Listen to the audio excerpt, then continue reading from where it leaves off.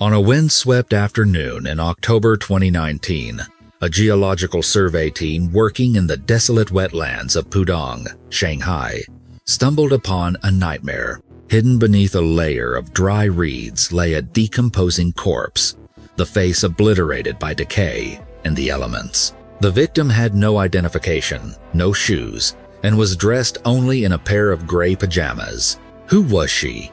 And why was she discarded in a remote swamp like refuse? Before we unravel the twisted psychology behind this cold-blooded execution, please subscribe to support our channel as we investigate the darkness hidden in the human heart. October 7th, 2019. The sky over the Pudong New area of Shanghai was overcast, casting a gray pallor over the city. While the western side of the Huangpu River bustles with the futuristic skyline of the Oriental Pearl Tower and financial districts, the outskirts can be surprisingly desolate. In a remote section near Foshan Road, a team of geological surveyors was conducting routine fieldwork. The area was a vast expanse of wetlands, dominated by tall, swaying reeds that hissed in the wind. It was an area rarely traversed by pedestrians, used mostly by locals as an illegal dumping ground for household trash and construction debris. As the surveyors pushed through the dense vegetation, a pungent, cloying odor assaulted their senses. At first, they dismissed it as the smell of rotting garbage, a common nuisance in such neglected areas. But as the wind shifted, the scent became sharper, more visceral. It was the unmistakable, sickly sweet scent of organic decay. Covering their noses and mouths with their sleeves, they moved toward the source of the smell to investigate. Deep within the reed marsh, they found a mound of dry grass that looked artificial, as if piled purposefully to conceal something beneath. Pushing aside the dried stalks, the team recoiled in horror. Lying there was a human body. The corpse was in a state of advanced decomposition, bloated and discolored, with swarms of flies and maggots feasting on the remains. Panic set in immediately. The surveyors retreated to the main road and dialed the emergency number for the Shanghai police. Detectives from the Pudong Public Security Bureau arrived swiftly, cordoning off the wetland. The initial assessment confirmed the surveyor's report. It was the body of a female. The location suggested foul play immediately. The reed marsh was situated hundreds of yards away from the nearest main road. It was not a place one would accidentally stumble into, nor was it a place a person would go for a leisurely walk. The positioning of the body was the second red flag. The woman was lying straight, her limbs relatively composed, covered by that layer of dry reeds. If she had suffered a medical emergency and fallen, her body would likely be contorted. The deliberate covering of the remains indicated that a second party had been there, someone who wanted to buy time. However, visual identification was impossible. The humid Shanghai climate and the biological activity of the marsh had accelerated the decomposition process. The body was severely bloated, a phenomenon known in forensics as putrefaction, where gases build up within the tissues. The facial features were completely unrecognizable. Forensic pathologists and crime scene technicians began the grim task of processing the scene. The victim had shoulder-length black hair that was loose and unstyled. She was wearing a set of long-sleeved gray pajamas, featuring a whimsical pattern of black marine life, fish, whales, and jellyfish. Her feet were bare, suggesting she had not planned to leave her home, or perhaps she had been taken from her bed. The initial external examination revealed extensive purple and black discoloration across the skin. To the untrained eye, these looked like the result of a brutal beating. However, the forensic pathologist quickly distinguished these marks from bruises. This was livor mortis, or post-mortem lividity, where the blood settles in the lowest points of the body after the heart stops pumping. The distribution of the lividity matched the position in which the body was found, but the sheer extent of the discoloration spoke to the time that had passed. Based on the average temperature in Shanghai over the preceding weeks and the stage of insect activity, the medical examiner estimated the time of death to be approximately 1 month prior with a maximum upper limit of 2 months. This placed the date of death likely somewhere in early to mid-September. The autopsy later provided the critical breakthrough regarding the cause of death. The victim's skull showed signs of severe trauma. There were multiple fractures consistent with blunt force impact. The pattern of the injury suggested she had been struck repeatedly with a heavy, blunt object. Crucially, there were no defensive wounds on her arms or hands. In many homicide cases involving bludgeoning, the victim instinctively raises their arms to protect their head, resulting in fractures to the ulna or radius bones. The absence of such injuries implied the victim was either attacked from behind, was asleep, or was incapacitated before the first blow landed. Toxicology reports came back negative for sedatives or poisons. This strengthened the theory that she was likely asleep when the attack occurred. The nature of the crime, a bludgeoning of a sleeping woman, suggested a personal motive. This was not a random mugging gone wrong. The victim was still wearing a gold necklace, earrings, and a watch. A robber would have stripped the body of these valuables immediately.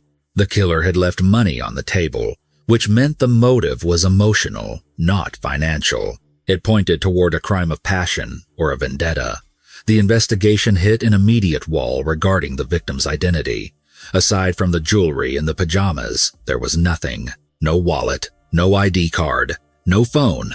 The advanced decomposition meant that fingerprinting was difficult, and without a tentative identity, they could not easily match dental records. Desperate for leads, the police expanded their search of the reed field. It was a massive area, and the dense vegetation made the search slow and grueling.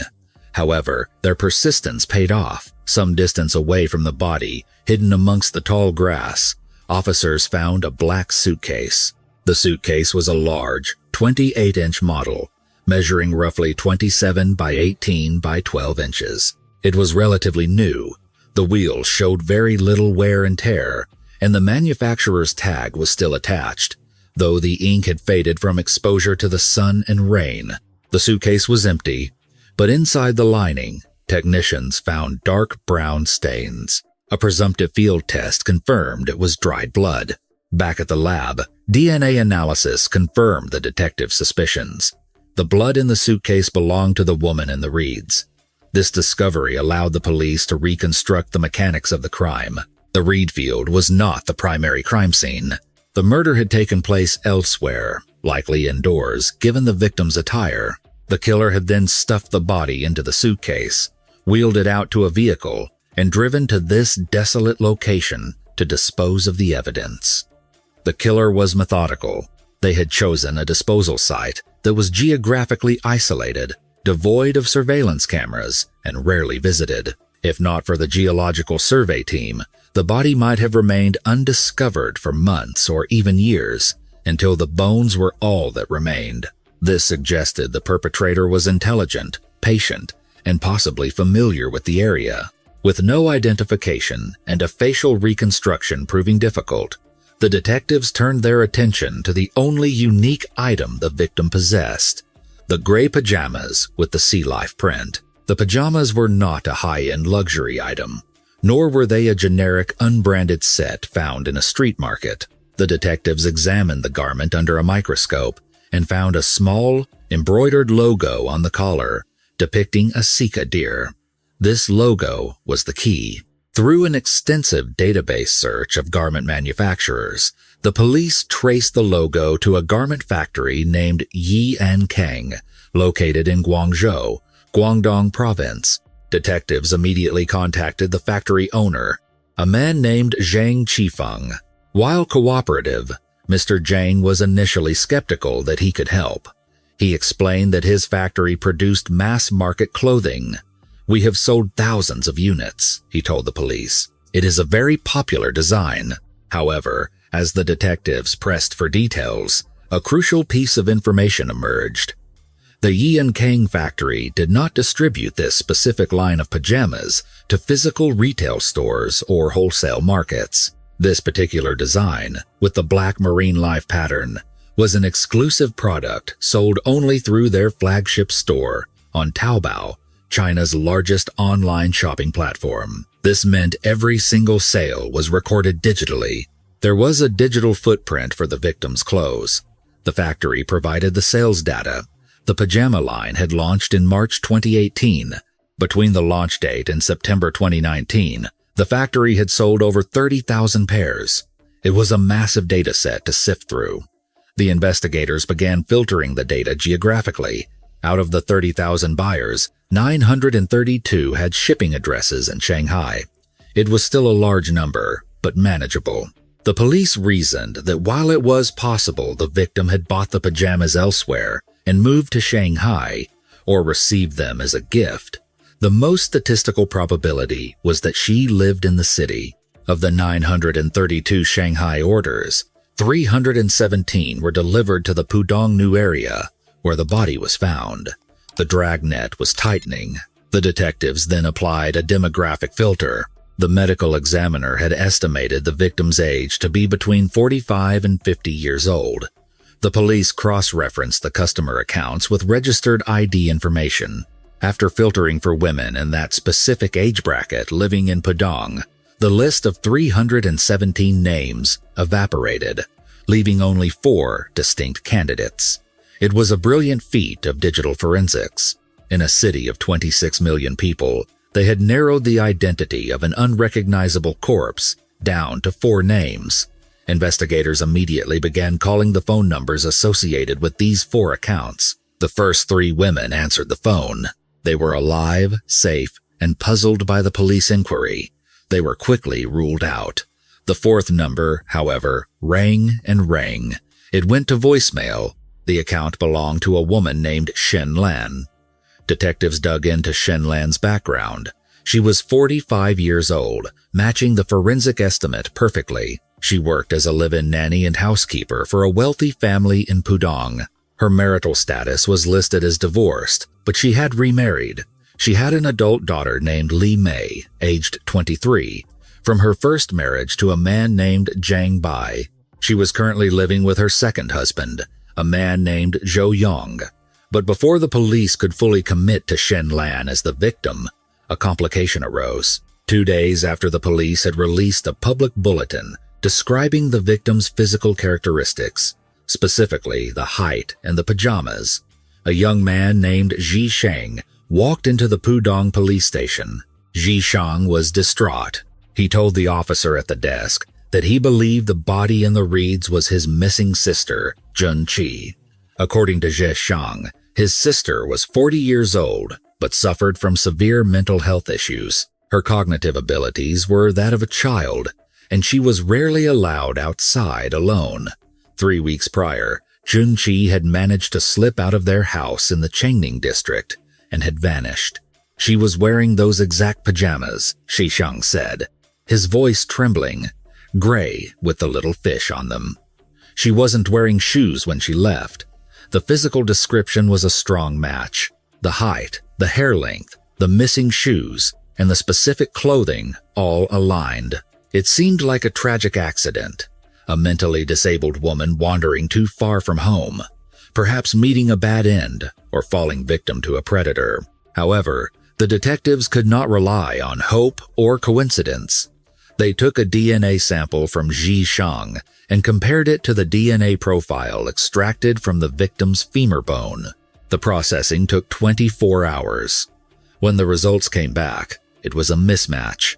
There was no biological relationship between Ji Sheng and the deceased woman. The woman in the reeds was not Jun Qi. The investigation swung back to the missing nanny, Shen Lan. The police contacted Shen Lan's daughter, Li Mei. When the officers arrived at her apartment and asked when she had last seen her mother, Li Mei looked confused. "My mother is fine," Li Mei said. "She is working. I have been texting with her all month." The detectives exchanged a glance. "Miss Li, when was the last time you actually saw your mother's face or heard her voice?" Li Mei paused, her brow furrowing. She explained that due to her mother's job as a live-in nanny, Shen Lan usually only came home on weekends. Li Mei typically visited her mother and stepfather every Saturday. "The last time I saw her was September 14th, Li Mei recalled. It was a Saturday. Everything was normal.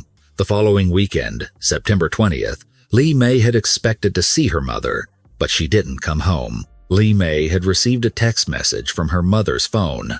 The message explained that the employer's child had fallen ill with a high fever and was in the intensive care unit. Shen Lan claimed she had to stay at the employer's house to help and could not leave. It seemed reasonable, Li Mei told the police, though a flicker of doubt now crossed her eyes. But ever since then, she hasn't come home. Every time I try to visit, there is an excuse via text message. Li Mei admitted she had tried to go to the employer's house to find her mother, but Shen Lan had texted her, forbidding her from coming, saying it would be unprofessional to disturb the family during a crisis. When Li Mei tried to call, the calls were rejected, followed immediately by a text saying, "I can't talk right now. I'm busy." This pattern of virtual kidnapping, where a person is dead or missing, but their phone continues to send messages to keep relatives at bay, is a classic sign of foul play involving a close relation. The killer has access to the phone and knows the victim's habits well enough to mimic them. During this conversation, Shen Lan's current husband, Zhou Yang, arrived at Li Mei's apartment. He appeared equally worried. He told the police and his stepdaughter that he also hadn't been able to reach his wife for days. He played the part of the concerned husband perfectly, expressing frustration that Shen Lan was working so hard and neglecting her family. Zhou Yang and Li Mei decided to go together to the employer's house to demand answers. As they sat in the taxi, heading toward the address of Shen Lan's boss, Zhou Yang's phone suddenly buzzed with a text message. He looked at the screen and sighed, showing it to Li Mei. The message was from Shen Lan's number. It read, "I have left Shanghai. I am going back to Hunan with my ex-husband, Zhang Bai. Do not look for me. It is over." Li Mei stared at the screen. The message implied that her mother had run off with her biological father, Zhang Bai, rekindling an old flame and abandoning her current life. To the police, this convenient text message, arriving exactly when the family was en route to investigate, smelled of fabrication. But Li Mei hesitated. She knew her family history was complicated. Her father, Zhang Bai, had divorced her mother years ago, not because of a lack of love, but because his business had gone bankrupt. He had taken on massive debt and, to protect his wife and daughter from creditors and poverty, he had forced a divorce, playing the villain to push them away. Recently, Shen Lan had learned the truth about Zhang Bai's sacrifice. She had been meeting with him, feeling immense guilt for hating him all those years. Li Mei knew her mother still had feelings for her father. Was it possible she had simply run away to be with him? The detectives were less romantic and more pragmatic. They needed to verify this alibi immediately. A team of officers was dispatched to Hunan province, to the hometown of the ex-husband, Zhang Bai. When the police arrived in the rural village in Hunan, they found Zhang Bai caring for his elderly, bedridden parents. He was shocked to see the police. When asked about Shen Lan, he admitted he had seen her on September 10th for a meal in Shanghai to clear the air about the past, but he had not seen her since. He had certainly not run away with her. His alibi was ironclad.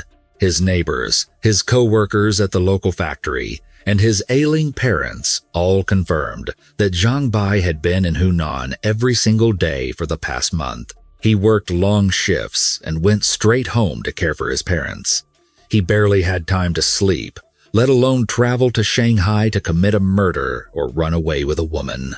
Zhang Bai was innocent. The text message sent to Zhou Yang was a lie. And if the text message was a lie, then the person holding the phone, the person impersonating the dead woman, was likely the one who killed her. The investigation turned its full weight toward the two men closest to Shen Lan, her employer and her current husband. With Zhang Bai's alibi confirmed in Hunan province, the detectives returned to Shanghai with a renewed focus on Shen Lan's social circle. The text message sent from her phone claiming she had run away with her ex-husband was now proven to be a deliberate fabrication, designed to throw the investigation off course. This meant the killer was someone intimately familiar with Shenlan's past and her family dynamics. The police turned their attention to her employer, a man named Zhang Dian. Investigators arrived at the luxurious residence where Shenlan had worked as a live-in housekeeper. Zhang Dian was cooperative, but his information added a new layer of complexity to the case. He told the detectives that in the weeks leading up to her disappearance, Shenlan had received frequent visits from a mysterious man. Zhang Dian described this visitor as roughly 30 years old, tall, and physically imposing. However, what stood out most was the man's behavior. He was furtive and paranoid. Every time he came to the house to speak with Shenlan, he wrapped his face in a scarf or wore a heavy mask, pulling a cap low over his eyes. It seemed he was terrified of being identified. Zhang Dian had found this highly suspicious and had pressed Shenlan for an explanation. She had been evasive, simply stating that he was a friend from out of town who needed help with a personal matter. She refused to give his name. Fortunately, Zhang Dian's property was equipped with a high-definition security system. The police pulled the footage from the dates of the visits. While the man's face was obscured, the cameras captured him getting into a vehicle parked down the street. The license plate was clearly visible. Running the plate number through the Traffic Bureau database, the police identified the owner as Chen Yongdang, a 35-year-old resident of the Pudong New area. Detectives immediately placed Chen Yongdang under surveillance. His behavior matched the employer's description perfectly. He moved through the city like a man who believed he was being hunted. He constantly checked his rearview mirror, took erratic routes to avoid being followed, and looked over his shoulder before entering any building. He operated mostly at night, disappearing into the shadows of the city's backstreets. To the seasoned detectives, these were the hallmarks of a criminal, perhaps a drug trafficker or a hitman. Deciding they had enough reasonable suspicion to bring him in, a team of officers approached Chen Yongdang's apartment complex. When their patrol car pulled up to the curb, Chen Yongdang was standing outside. The moment he spotted the police lights, his eyes went wide with panic. He ripped off his mask and bolted toward his building, scrambling up the stairs. Officers gave chase and cornered him in his apartment. He was sweating profusely, his hands trembling. The detectives wasted no time. They demanded to know his relationship with the dead woman, Shenlan. Chen Yongdang slumped into a chair, letting out a long, ragged breath. "I didn't kill her," he stammered. "I was working for her." The interrogation room went quiet. Chen Yongdang reached into his desk and produced a business card. He was not a hitman or a drug dealer. He was an operative for a private investigation firm, a private eye. His secretive behavior, the masks, the nighttime movements, it was all part of his tradecraft to avoid detection while tailing targets. Chen Yongdang explained that Shenlan was a client. She had hired him to conduct surveillance on a woman named Ying. She wanted dirt, Chen Yongdang told the police. She suspected her husband, Zhou Yong, was having an affair. The private investigator laid out the details of his assignment. For weeks, he had trailed Zhou Yong and this woman, Ying. His surveillance logs confirmed Shenlan's worst fears. Zhou Yong and Ying were frequently seen dining together at intimate restaurants and checking into budget hotels for short stays. They were undeniably lovers. Chen Yongdang reported these findings to Shenlan. He described her reaction as volcanic. She was furious, not just at the betrayal, but at the financial cost. She discovered that Zhou Yong was funneling their shared savings to his mistress. Despite her rage, Shenlan had instructed the private investigator to continue the surveillance. She wanted more evidence. She wanted to know every move they made. But then, Chen Yongdang said, shaking his head, "She just ghosted me. We were in the middle of the operation. I tried to call her to give her a weekly update, but her phone was off. I went to her employer's house, but she wasn't there. She vanished without paying my final fee." The police verified Chen Yongdang's story with his partner at the agency. The timeline held up. The private investigator had no motive to kill his client. He was actually losing money because of her disappearance. Furthermore, on the night the medical examiner estimated the murder took place, Chen Yongdeng had a solid alibi. He was on a stakeout for a different client on the other side of the city, confirmed by timestamps on his photos and GPS data. The investigation had come full circle. The private investigator was a dead end as a suspect, but he had provided the motive. The case was now squarely focused on a crime of passion involving a love triangle. The husband, Zhou Yong, was the primary person of interest, but investigators needed more than just a motive. They needed physical evidence linking him to the murder. The team convened at the station to strategize.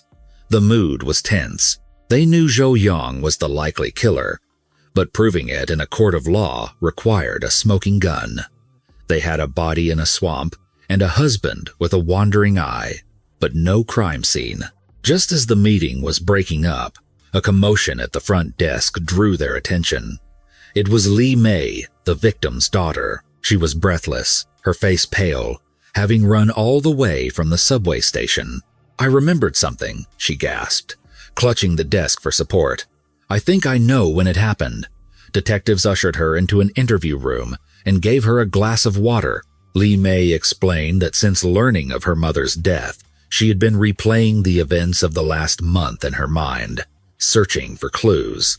A specific memory from the night of September 14th, 2019, had suddenly resurfaced with terrifying clarity. That night was a Saturday. Li Mei had gone to visit her mother and stepfather at their rental apartment, as she often did on weekends. Around 9:30 at night, Li Mei was in the guest bedroom, listening to music with her headphones on. The volume was high, drowning out the ambient noise of the apartment. Suddenly, I heard a scream. Li Mei whispered. It was loud enough to cut through the music. It sounded like my mother. Startled, Li Mei had ripped off her headphones and rushed toward the bedroom door. But before she could even turn the handle, the door swung open. Her stepfather, Zhou Yong, was standing there, blocking her path. He looked flustered, perhaps sweating slightly, but he forced a calm smile. "He told me everything was fine," Li Mei recalled. "He said Mom was just having a nightmare. She had acted out in her sleep and accidentally slapped him, and he had calmed her down. He told me she was embarrassed and had gone back to sleep." At the time, Li Mei had no reason to doubt him. Zhou Yong had always presented himself as a doting, patient husband. He was the good guy who had stepped in to care for her mother after her divorce. Trusting him, Li Mei had gone back to her room and put her headphones back on. She never saw her mother that night. "And there is something else," Li Mei added, her voice trembling. "Right after Mom disappeared, after she stopped coming home, Uncle Zhou moved out of that apartment immediately. He said he couldn't bear to live there because it was full of memories of her. He broke the lease and left. This was the break the police needed.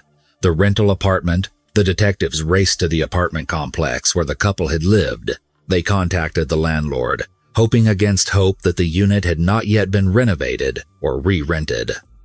Luck was on their side. The apartment had been vacant since Zhou Yong moved out a few weeks prior. The landlord unlocked the door, and the forensic team swarmed inside. To the naked eye, the apartment looked clean. The floors had been mopped, and the surfaces wiped down. But the detectives knew that blood was notoriously difficult to erase completely. Even when scrubbed, microscopic traces of hemoglobin remained trapped in the crevices of floorboards and the fibers of walls. The technicians darkened the master bedroom, the room located on the east side of the apartment.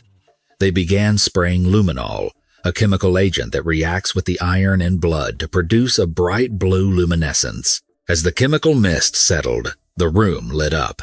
Bright, glowing blue streaks smeared across the floor.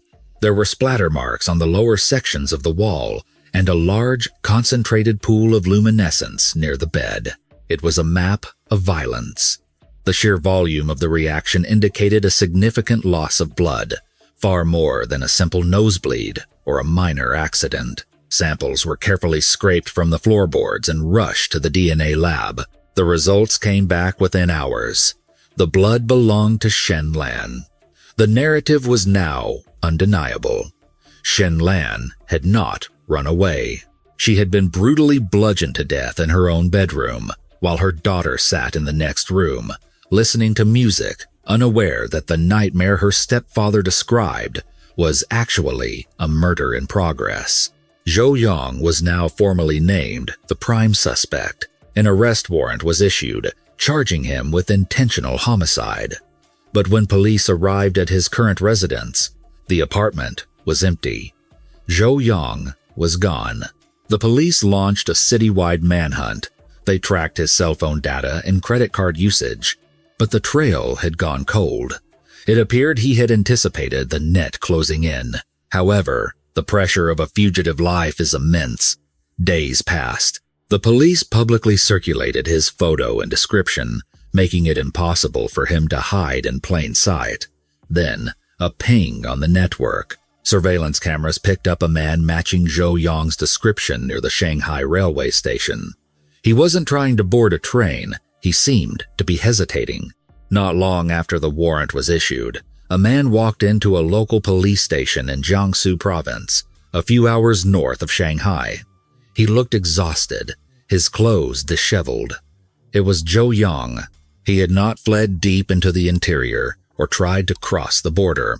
Instead, he had driven to Jiangsu to see his biological daughter, Zhou Shuang, one last time. He had waited until he saw his daughter enter the Civil Affairs Bureau to register her marriage. He watched from a distance, ensuring he didn't ruin her special day, but needing to see her face before his life ended. Once he knew she was settled and happy, his will to run evaporated. He surrendered to the authorities. Sitting in the interrogation room, handcuffed to the metal table, Zhou Yong finally shed the mask of the grieving husband. He began to recount his life story, a tale of vanity, pride, and a twisted sense of honor that led him to kill the woman he had once sworn to protect. Born in 1974 in Guangzhou, Guangdong Province, Zhou Yong grew up in a large, struggling family. Poverty was the defining feature of his childhood. His older brothers had all been forced to drop out of school before their teenage years, to work in factories or on construction sites to support the family. Zhou Yong, being the youngest, was the family's last hope. His parents and brothers poured all their resources into him, sacrificing their own futures so that he could stay in school. "You must bring honor to our name," his father would tell him. "You are the one who will make us proud." This immense pressure forged a personality defined by a fragile, explosive ego. Zhou Yong became obsessed with face, the concept of social standing and dignity.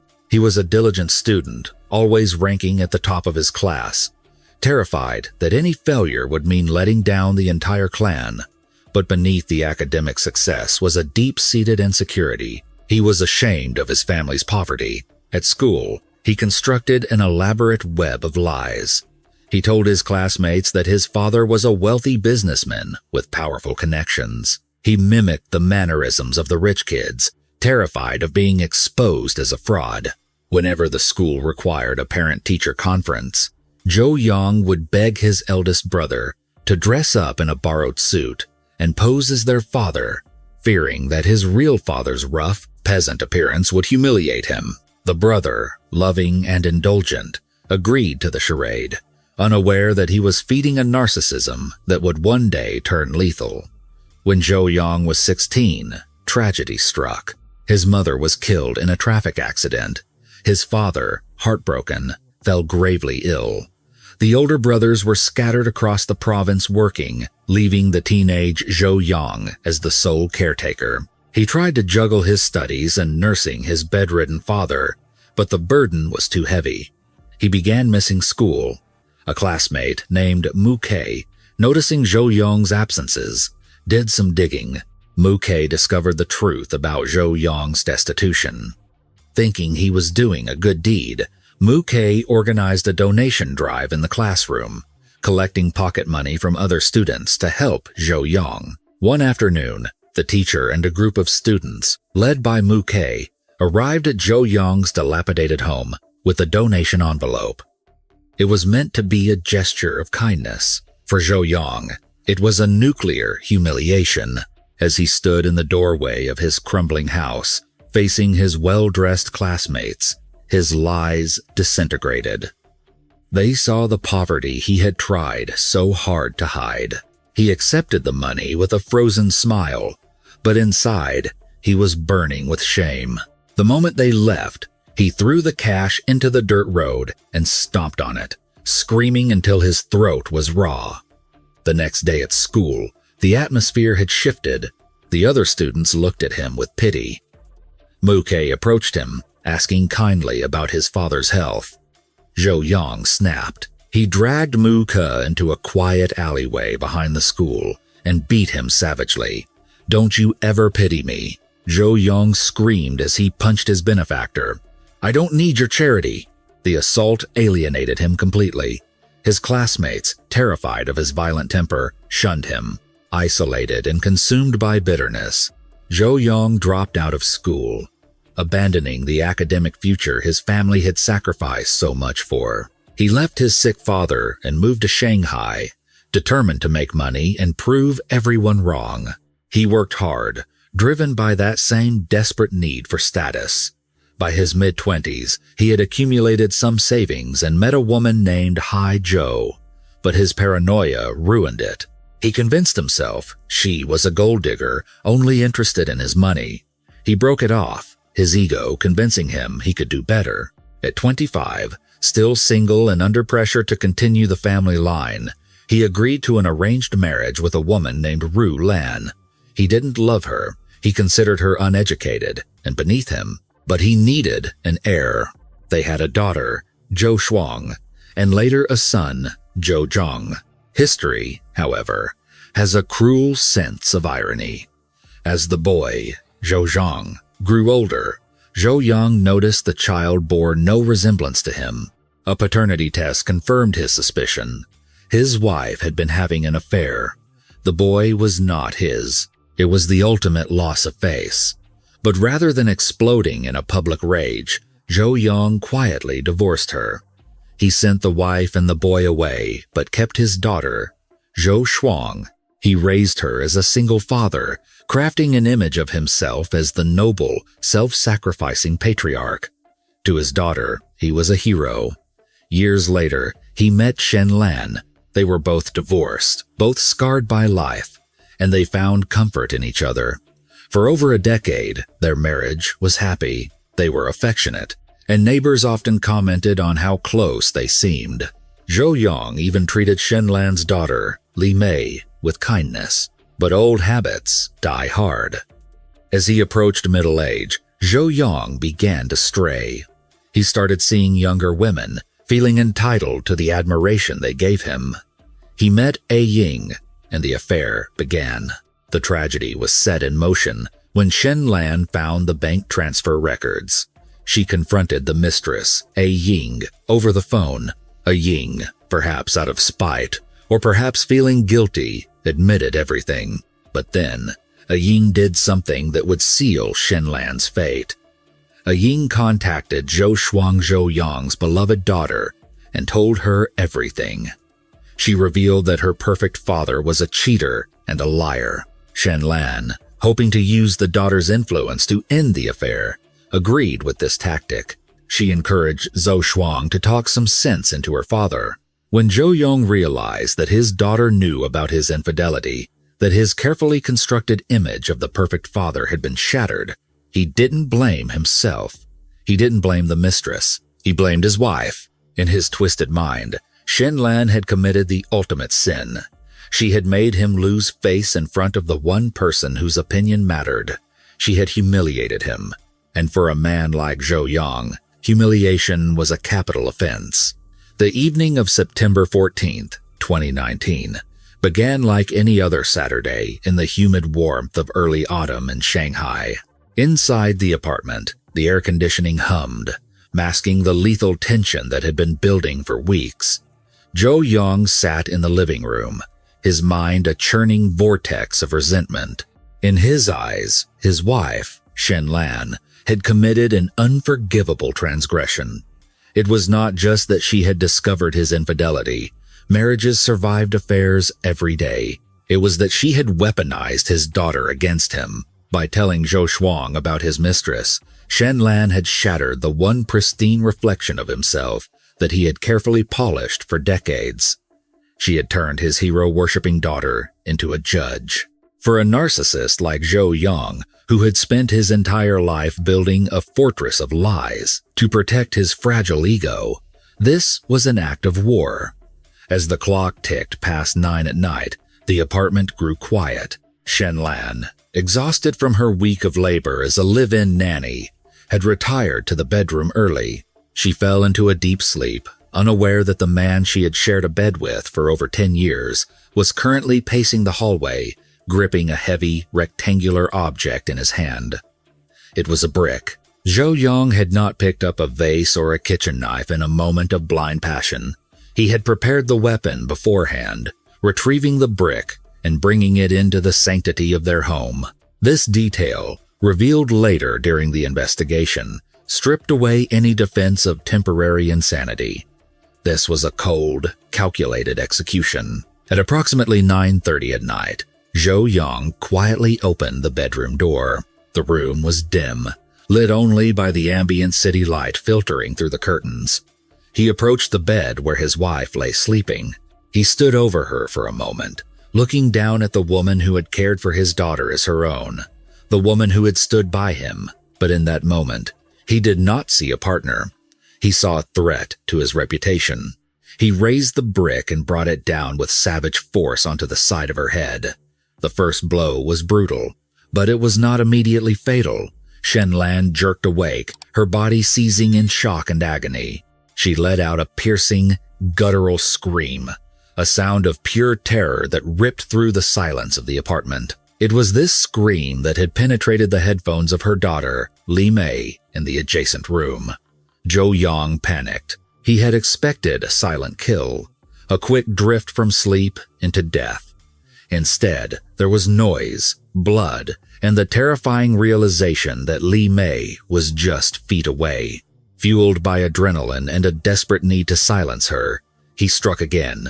And again, he rained blows down upon her skull until the screaming stopped, until the thrashing ceased, and until the only sound in the room was his own ragged breathing. Suddenly, footsteps thundered in the hallway. The doorknob turned. In a split second, Zhou Yang had to switch from a savage killer back to the role of the benevolent stepfather.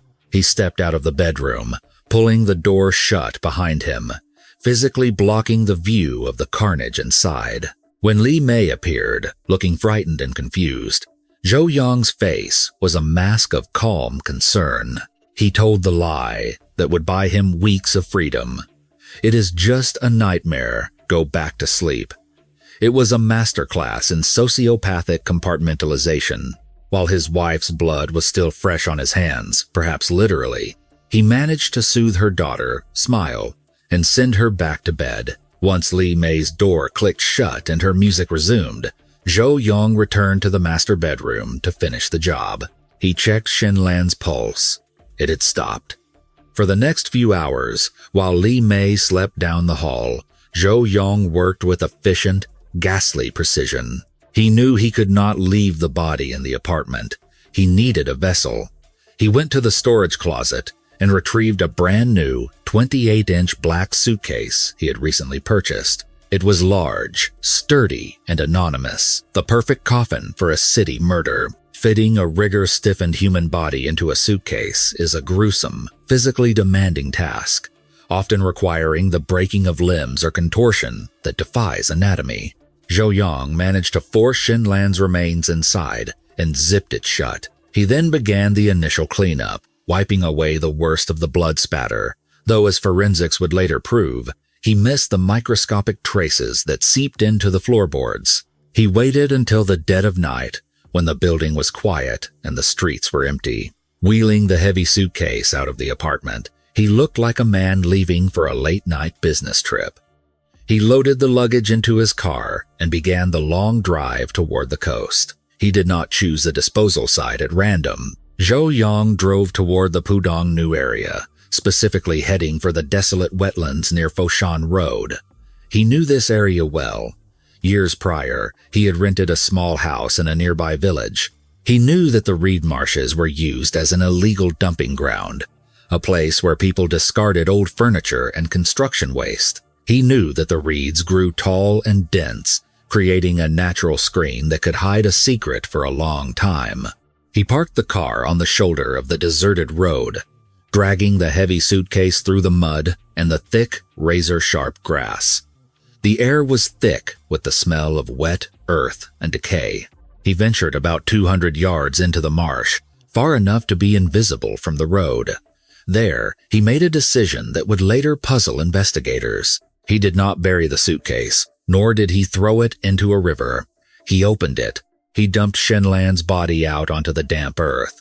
He then spent time gathering armfuls of dry reeds, meticulously covering her remains until she was completely camouflaged by the vegetation. He left the empty suitcase nearby, perhaps believing it would be seen as just another piece of trash in the dump site. Why remove the body from the suitcase? Criminal psychologists suggest it might have been a final act of dissociation, an attempt to distance the object of the body from the human possession of the suitcase. Or perhaps he worried the suitcase would float if the marsh flooded. Regardless of the logic, he left her there, alone in the dark, and drove back to the city to resume his life as a grieving husband searching for his runaway wife. However, the psychological toll of the murder began to fracture his composure. As the weeks went by and the police investigation intensified, Zhou Yong realized it was only a matter of time before the lies collapsed. The discovery of the body on October 7th was the catalyst. When he saw the news reports and the increased police presence in Pudong, he knew the game was over. He decided to run. Zhou Yong fled Shanghai, heading south. His plan was to cross the border into Myanmar, a common escape route for Chinese fugitives seeking to disappear into the lawless zones of the Golden Triangle. He carried a significant amount of cash, his life savings, intending to bribe his way across the border and start a new life in anonymity. But fate, it seemed, had a sense of poetic justice. Upon reaching the border region in Yunnan province, a chaotic and dangerous area, Zhou Yong was targeted by local criminals. He was not a hardened gangster. He was a desperate, middle-aged man from the city. He was an easy mark. He was robbed of nearly all his money, stripped of his resources, terrified, and alone in a hostile frontier. His grand escape plan disintegrated. He was stuck. He couldn't cross the border with no money, and he couldn't stay where he was. Defeated, he made the long, humiliating journey back to Shanghai. He was not returning to fight.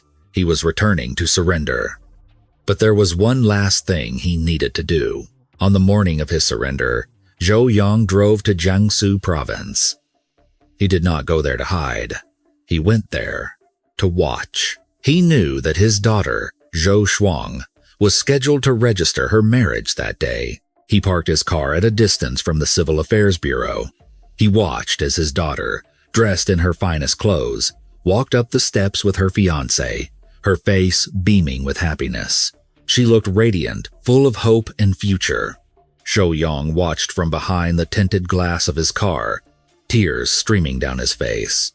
This was the daughter he had killed for. He had murdered his wife to preserve his image in her eyes, to ensure she never looked at him with shame.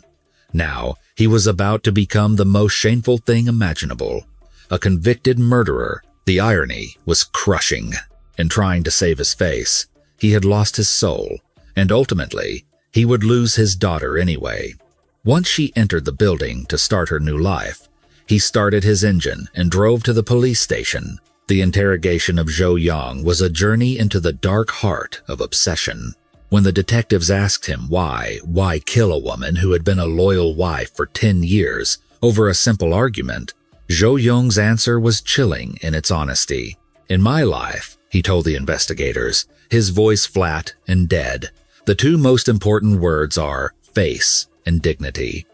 I could not understand, nor could I forgive, what she did. I admitted I made a mistake by having an affair, but she dragged my daughter into it." He leaned forward, his eyes burning with a twisted conviction. She could have cursed me. She could have hit me. She could have taken all my money. I would have accepted that. But to humiliate me in front of my daughter, to shatter my image in front of the one person I lived for, that I could not accept. It was a motive as old as time, yet uniquely horrifying in its application. Zhou Yong had sacrificed a human life on the altar of his own vanity. He viewed his wife not as a person with rights, but as a supporting actor in the movie of his life, a supporting actor who had gone off script and needed to be removed. The tragedy of the case left the investigator shaken. Shenlan had died because she sought justice for her marriage. Li Mei had lost a mother and was left with the trauma of knowing she had been in the next room while it happened. And Zhou Shuang, the daughter Zhou Yong claimed to love so much, would now have to live with the knowledge that her father was a monster and that her discovery of his affair was the spark that ignited the inferno. Zhou Yong was charged with intentional homicide. Given the premeditated nature of the crime, the preparation of the brick, the cold-blooded concealment, and the lack of immediate surrender, the prosecution sought the maximum penalty. In the eyes of the law, the loss of face was not a mitigating factor. It was an aggravation of his selfishness. The case of the woman in the reeds serves as a grim reminder of the dangers of narcissism.